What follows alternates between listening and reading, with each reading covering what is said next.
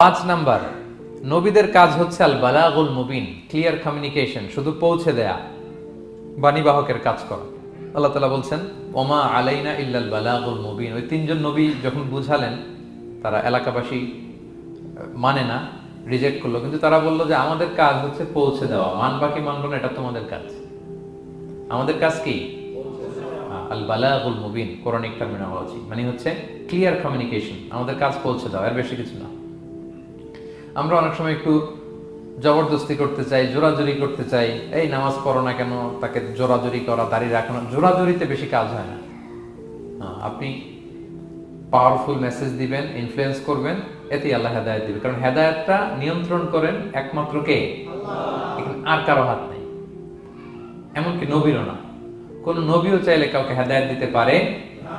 আল্লাহর হাবিব সাল্লাল্লাহু আলাইহি ওয়াসাল্লাম মক্কায় মক্কাবাসীদের পেছনে ঘুরতে ঘুরতে পেরেশান। উনি তো রহমতের নবী, উনি ভাবতেছিলেন হায়রে একটু যদি আমার কথা মানতো তাইলেই তো জাহান্নাম থেকে বেঁচে যায়, আর একটু দাওয়াত দেই, সকালে দেই, দুপুরে দেই, বিকেলে দেই, রাতে দেই। তাদের পিছনে ঘুরতে ঘুরতে রাসূল সাল্লাল্লাহু আলাইহি ওয়াসাল্লাম পেরেশান হয়ে যেতেন। আল্লাহ তাআলা সূরা কাহফে আয়াত নাযিল করলেন, ফালা আল্লাকা বাকিউন নাফসাকা আলা আসারিহিম ইল্লাম ইউমিনু বিহাদাল হাদীসি আসাফা। নবী, ওরা যদি শুনতে না চায়, আপনি তো ওদের পিছনে ঘুরতে ঘুরতে পাগল হয়ে যাচ্ছেন বোধহয়, না রেখে দেন, মানলে মানুক, না মানলে নাই।